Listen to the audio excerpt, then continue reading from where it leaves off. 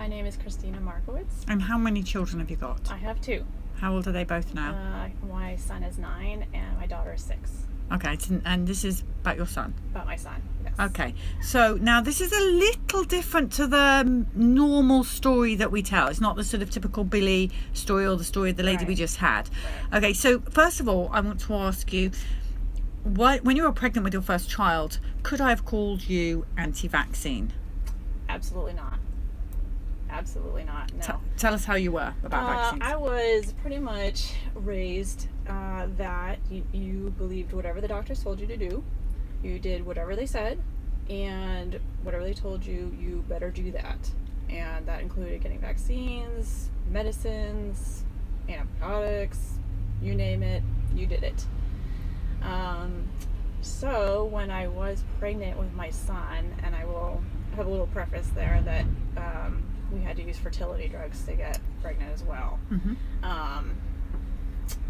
And you were completely vaccinated? I was completely vaccinated, yes. Yes, it was. And do you mind me asking how old you are, just so we can gauge? Just give me an average, just like, you know, the bracket. Yeah. I mean, you're not. I'm 50, and I'm proud of it. I'm alive. I'm 39. Okay. I'm 39.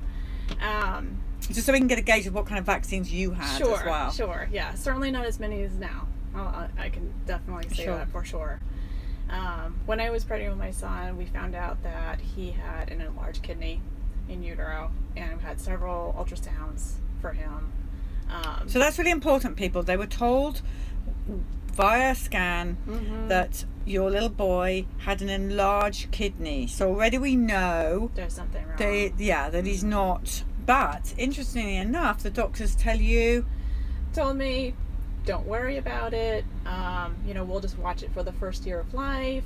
Sometimes it heals on its own, and other times you might have to go in and do a simple surgery to fix it.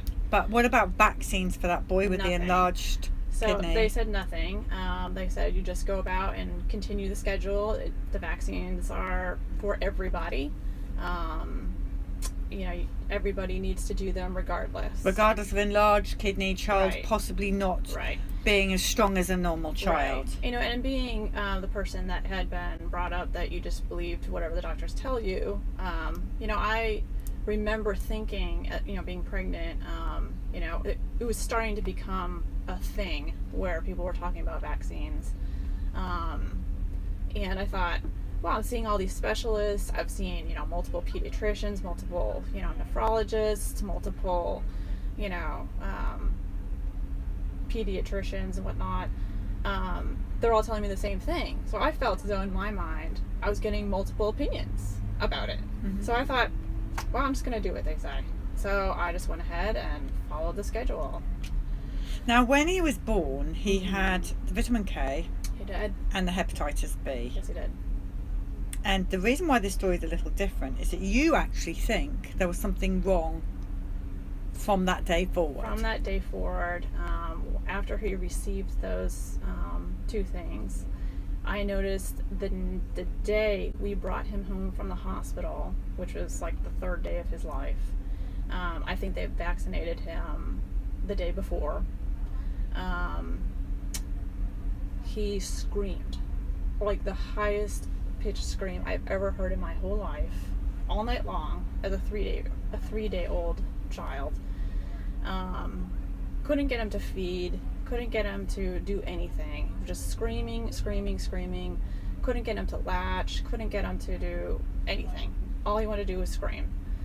And from that point on, he had tremendous feeding issues. I couldn't get him to breastfeed. I couldn't get him to do anything other than feed slowly, because he would fall asleep feeding every time. And then as soon as he would finish, which would take at many times hours to feed him, he would throw it all up. And then he'd start all over again. So. And what did the doctor say about this? They just said he had acid reflux. We tried all sorts of acid reflux drugs. So he's been putting on drugs. Being put on drugs, but at the same time. Is anyone taking into account that this boy still has this inflamed or enlarged kidney? Nobody would attribute anything to that. Nobody would attribute anything. They said, well, he's okay right now. They would, they checked his his urine and whatnot. And they said, well, it's fine. So they really didn't think that was a big deal. And they just attributed that, the acid reflux was a stomach thing. Nobody ever talked about the kidney thing. Ever. Nobody ever brought it up. So, going from that point... And do you keep vaccinating him, do you? Of course. Yes, of course. Because everybody says it's safe, you keep doing it. And the other thing I will point out as well that, just drives me crazy that I can't believe that I went along with is that every time I would bring him to get vaccinated, they would give him Tylenol before they even gave it to him. They would give him the Tylenol. And then they would tell you to give it to him every 4 hours. I have it listed right on the sheets. You're there with your baby and they're like, okay, we're going to give him a spoonful of Tylenol and then they vaccinate him. That's correct. Bloody Nora. Excuse my language. That's correct. That's what they were doing. And I didn't know any better. I just thought, oh, well, I guess they're just sore from it. Yeah, I had no idea. Sure. No. Of course you didn't know any better. Yeah, I had no And then idea. They told you every 4 hours give him more Tylenol. More Tylenol. Which for the rest of his life, or for how long are we doing this? For however long he didn't feel good. Wow. Yeah. So, and I don't think I probably did it every 4 hours. I probably thought that was a little overkill, but, that's what they were telling me to do. Sure. Yeah. So, it's crazy. It's absolutely crazy.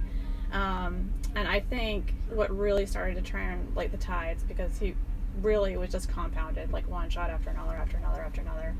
And at 6 months, he received, I think it's 6 vaccines. Do you have them written down? Can you read them out to us? At 6 months, so we've got an inflamed kidney, we're on psychotropic drugs and all God knows what else. Right. And lots of Tylenol. So at 6 months, he had the DTaP, IPV, the Hib, PCV, and he also had Hep B and rotavirus.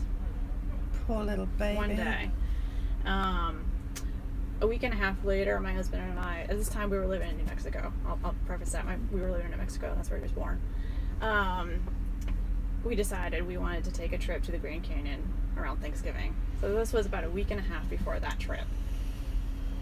And on that trip, we get to the Grand Canyon. We got there by train. Right. So we have no car there. We're sitting on the rim. And that night, we're only there for one night, really. He gets sick, so sick, that he throws up and his whole pack and play is just covered in vomit when I found him the next morning. And I believe, and I can't really prove this, honestly, I think he had a seizure, because he was just almost lifeless. Just so you know, no one can prove anything. You're the mum, and we trust you more than any white coat doctor or any qualification. Your story is who all of our people here believe. We're not interested in any scientific corrupt validation here. Okay, this is your story. I know. But, and he was just so sick. So sick. I was just terrified. I thought, what am I going to do? We're sitting on the Grand Canyon with a bunch of cabins. What are we going to do if we need to take this kid to the hospital? Because he was so beyond sick and just totally out of it. We finally did leave and then made it back home. But really, from that point on, it was just worse and worse.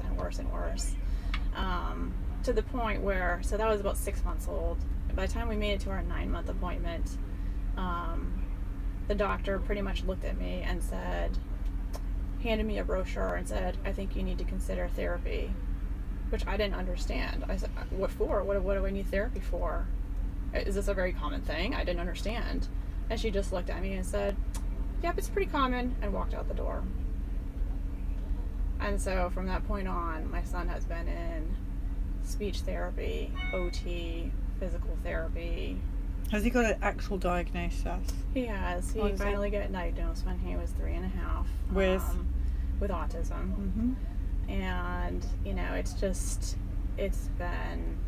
it's been a roller coaster. I'm sorry. Yeah, it's been a roller coaster.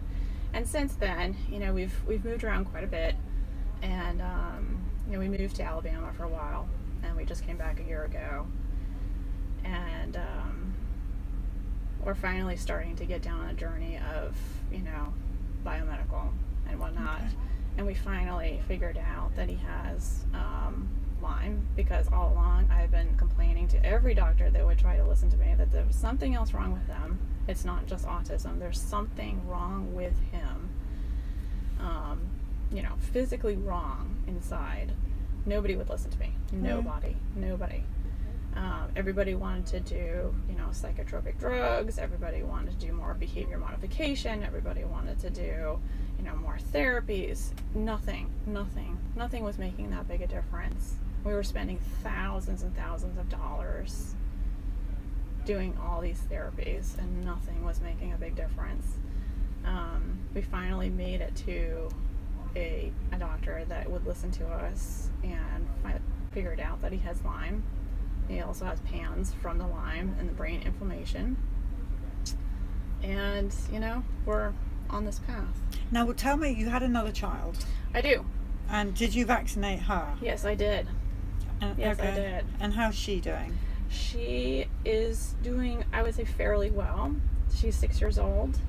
She's in first grade. And, but I will say that she was recently diagnosed with ADHD. And I really feel like when she had her kindergarten shots, there was something there that happened to her as well. Have you stopped vaccinating your children? I am done. I am completely done. And I will say that I really want to say thank you to you, because when I started to watch this is what changed my mind.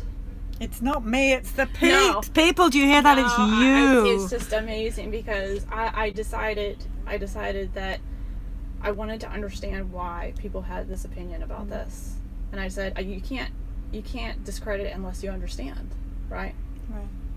So I finally decided to look into it and really understand why, is when I realized Listen to the parents. Well, not just listen to the parents, but really understand what's there, what's behind all this stuff, what's the toxins to this.